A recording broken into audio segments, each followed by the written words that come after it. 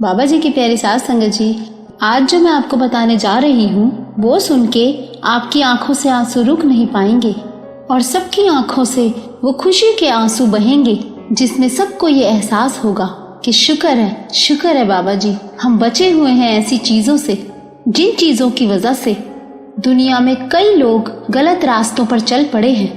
तो अब जो मैं आपको बताने जा रही हूँ उससे पहले अगर आपने हमारा चैनल लाइक, शेयर, फॉलो और सब्सक्राइब नहीं किया है तो जरूर कर लीजिए। साथ में बेल आइकन भी जरूर प्रेस करें जी, जिससे आपको बाबा जी की प्यारी प्यारी बातें मिल सके।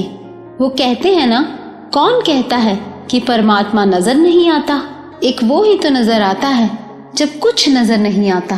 तो बाबा जी की प्यारी सास संगत जी, आपको जो अब मैं बताने जा रही हूँ उससे आपके उन सवालों का भी जवाब मिल जाएगा जो सवाल हमें तब आते हैं जब हम बहुत नकारात्मक, बहुत नेगेटिव होने लगते हैं। हमें कोई रास्ता नहीं दिखता और हमारा मन भटकने लगता है।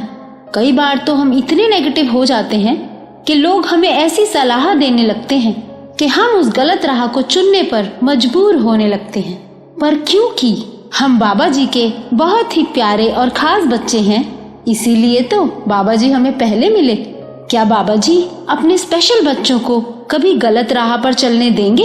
नहीं ना। इसीलिए कितनी ही परेशानियां आ जाएं, पर हमें डगमगाना नहीं। ये परीक्षा ही हमें बाबा जी के और नजदीक ले आती है। और जब रब साथ हो तो पूरी कायनात एक तरफ और हम एक तरफ। कुछ गलत हमारे साथ हो ही नहीं सकता। बस ये डर निकाल दो कि परमात्मा से ऊपर भी कोई है क्या? नहीं है ना। हम क्यों डरते हैं? हम इसीलिए डरते हैं क्योंकि हम दुनिया को मालिक से बड़ा समझने लगते हैं। एक बार की बात है, एक राइटर हुआ करते थे।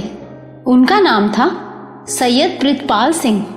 उन्होंने अपनी किताब में ये सच्ची घटना लिखी है और उसमें ये लिखा है कि हजरत मोहम्मद साहब कुरान शरीफ में यह लिख कर गए हैं कि 900 साल बाद खुद अल्लाह साकार रूप से गुरु नानक जी के रूप में धरती पर आएंगे। अब सोचो जरा, कुरान शरीफ में गुरु नानक पातशाह जी का नाम उनके आने से पहले ही लिख दिया गया हो, परमात्मा के आने की आहट पहले ही लिख दी गई। तो सैयद प्रितपाल सिंह जी ने खुद लिखा कि जब वो छोटे थे तब उनके पिता राजा के दरबार में मांदरी का काम करते थे। मांदरी कहते हैं जो तंत्र मंत्र सिद्धियां प्राप्त करके किसी का भी नुकसान कर सकते हैं, कुछ भी कर सकते हैं। तो उसी राज्य में एक गुरसिख भी रहता था। बड़ा लंबा उच्चा, बड़ा नूर था चेहरे पर, ऐसा अट्रैक्शन जैसे उस रब की खूबसूरत नियामत हो। ऐसा नूर झलकता था, बड़ा ही सुंदर। उसकी ऐसी पर्सनालिटी थी कि एक तरफ अगर राजा का रथ निकल रहा हो और दूसरी तरफ वो गुरसिख निकल रहा हो तो राज्य की सारी प्रजा राजा को छोड़कर उस गुरसिख की तरफ खींचे चले जाते थे। अब ये सब देखकर राजा को जलन होने लगी, जेलसी होने लगी कि मेरे होते हुए लोग मुझे तवज्जो ना देकर इस इंसान को देखते दौड़ पड़ते हैं। अब उस राजा की ईगो हर्ट हो गई। उसको लगा राजा तो मैं हूँ, लोगों को मेरा सत्कार करना चाहिए। साथ संगत जी, बड़े ओहदे पर जब कोई होता है ना तो उसको अहंकार आ ही जाता है। अब उस राजा के अंदर क्रोध इतना घर कर गया कि उसने उस गुरसिख को जान से मारने की ठान ली और अपने मांदरी से कहा कि मुझसे अब ये सब देखा नहीं जाता, इसीलिए इस सिख को मरवा देना चाहिए। देखो साथ संगत जी, कितने सालों पुरानी घटना है, लेकिन आज भी सब अपनी ईगो शांत करने के लिए गलत रास्ते अपनाकर किसी को भी नुकसान पहुंचाने से चूकते नहीं हैं। और जब हिसाब देने की बारी आती है तो फिर वो हिसाब दिया नहीं जाता। अब क्या हुआ, राजा ने अपने सलाहकारों से उस सिख को मरवाने की बात की। तो सलाहकारों ने समझाया कि अगर आप बिना किसी वजह के इस सिख को मरवाओगे तो सारी प्रजा आपके खिलाफ हो जाएगी और यही सोचेगी राजा तो बहुत ही बुरा आदमी है और फिर प्रजा बागी हो जाएगी।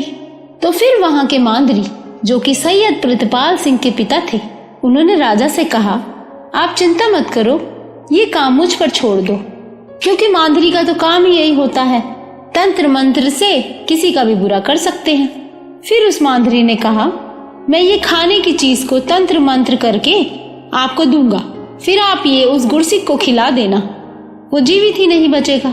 सैयद प्रितपाल सिंह उस वक्त छोटे थे तो उन्होंने खुद देखा कि उनके पिता काफी देर तक कुछ हाथ में रखकर मंत्र पढ़ते रहे। फिर राजा को जाके दे दिया कि उस सिख को किसी भी तरह खिला देना।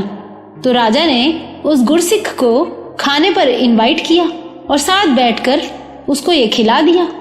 जब वो सिख वहां से चला गया तो राजा ने सोचा कि अब तो ये मर ही जाएगा।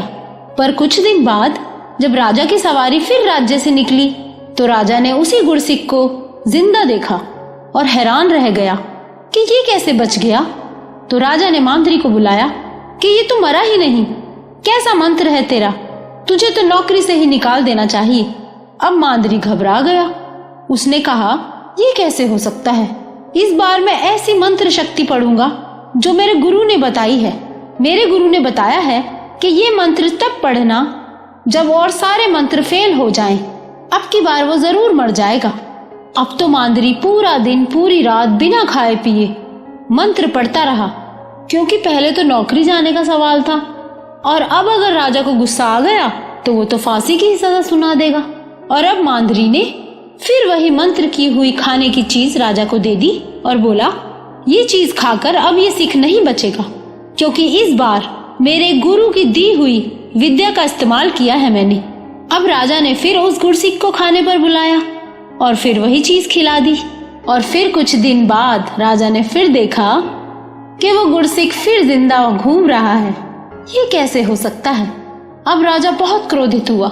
सैयद प्रितपाल सिंह लिखते हैं कि मैं बहुत छोटा था जब मेरे पिता राजा के यहाँ मांद्री का काम करते थे। तो राजा जैसे ही सुबह सुबह मेरे घर अपने सैनिकों के साथ बड़े ही क्रोध में पहुंचा तो मेरे पिताजी ने मुझे पलंग के नीचे छुपा दिया। उन्होंने यह सोचकर छुपा दिया कि राजा का क्या भरोसा, इतने क्रोध में शायद वो सबको मार दे। अब राजा ने घर में घुसते ही उस मांद्री से कहा कि तेरी मंत्र शक्ति कोई काम नहीं करती, तूने मुझे मूर्ख क्यों बनाया, वो सिख तो फिर जिंदा घूम रहा है। तो वो मांद्री बोला, ये कैसे हो सकता है, मेरा मंत्र ऐसे नहीं निष्फल हो सकता। अगर ऐसा हुआ है तो आप मुझे बेशक मार देना, पर उससे पहले मुझे उस गुरसिख से मिलना है, क्योंकि ऐसा हो ही नहीं सकता। जो मेरे गुरु की विद्या है वो अचानक फेल नहीं हो सकती। ऐसा क्यों हुआ कि सिख बार बार बच गया। अब राजा भी मान गया उसकी बात, क्योंकि वो भी हैरान था कि ऐसा क्या है इस सिख में जो ये बार बार बच जाता है।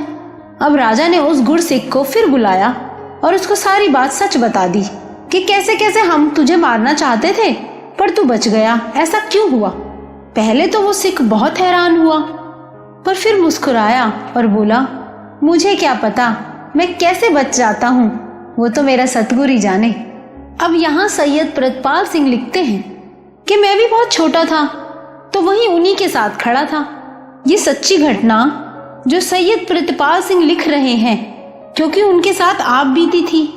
अब सैयद प्रितपाल सिंह के पिता जो मांद्री थे, राजा और वो गुरसिख सब वहीं खड़े थे और सब बड़े शांत खड़े थे। अब सैयद प्रितपाल सिंह के पिता जो कि मांद्री थे, उनकी नजर उस गुरसिख पर पड़ी तो उन्होंने देखा कि वो गुरसिख खड़ा तो शांत है, पर उसके होठों पर कुछ मूवमेंट है, उसके होठ हिल रहे थे। तो मांद्री ने पूछा कि तुम क्या पढ़ रहे हो। तो उस गुरसिख ने जो पढ़ के बताया, सारी संगत ध्यान से सुनना। उस गुरसिख ने ये पढ़ के सुनाया, एक ओंकार सत्य नाम कर्ता पुरख निर्भव निर्वैर अकाल मूरत अजूनी सैभंग गुर प्रसाद जप आद सच जुगाद सच है भी सच नानक होसी भी सच। अब वो मांद्री हैरान हो गया और एकदम से बोला कि ये आखिरी में तूने क्या बोला। तो वो गुरसिख ने कहा, नानक होसी भी सच। तो उस मांद्री ने हाथ जोड़ दिए और कहने लगा कि मेरे गुरु ने ये जो मंत्र विद्या दी थी तो उन्होंने एक बात बोली थी कि ये मंत्र विद्या हर जगह चलेगी, पर जहां पर गुरु नानक का नाम जपने वाला सिख होगा उस पर मंत्र का कोई असर नहीं पड़ेगा। और मेरे गुरु ने यह भी कहा था कि भूल कर भी किसी गुरसिख पर यह मंत्र विद्या मत चलाना, नहीं तो ये विद्या तुझी पर उल्टी लौट कर आ जाएगी और तुझ पर ही भारी ना पड़ जाए। वह मेरे सदगुरु। अब सैयद प्रितपाल सिंह जो कि उस वक्त बहुत छोटे थे, उन पर इस सारी घटना का सीधा प्रभाव पड़ा। वो इतना प्रभावित हुए कि मुस्लिम होते हुए भी बड़े होते होते उन्होंने अमृत छक लिया और सिंह बन गए, और तभी से उनका नाम पड़ गया सैयद प्रतिपाल सिंह। तो बाबा जी की प्यारी साध संगत जी, अब आप खुद ही सोचो, हम कितने किस्मत वाले हैं, हमारे पास बाबा जी हैं, तो हमें क्यों डरना। बाबा जी के एक नाम में इतनी ताकत है, तो हम क्यों डरते हैं किसी भी स्थिति से। किसी भी परिस्थिति से हमें नहीं घबराना है। बस हमें अपने बाबा जी पर दृढ़ विश्वास रखते हुए हर पल यही सोचना है कि आगे अच्छा ही होगा। हमें नेगेटिव नहीं होना है। बाबा जी से बढ़कर कोई है क्या इस दुनिया में? नहीं ना। हमें कभी भी डगमगाना नहीं है। कभी भी कोई परेशानी आए तो हमारा सिमरन चलते रहना चाहिए। हमें सिमरन याद भी तभी रहता है जब हम रोज भजन सिमरन को वक़्त देते हैं। कितना अच्छा लगता है ना जब हम बाबा जी की बातें करते हैं, सुनते हैं, तो आंखों से आंसू अपने आप छलक जाते हैं। मन ही नहीं करता कोई भी बीच में आकर ये प्यार वाले आंसुओं को रोक दे। इस वक्त भी बहुत सारी संगत के तो आंखों से आंसू छलक भी गए होंगे। ये जो बाबा जी की याद में आंसू आते हैं ना, ये हम नहीं, हमारी आत्मा की तड़प होती है जो हमें बाबा जी के बहुत नजदीक होने का एहसास कराती है।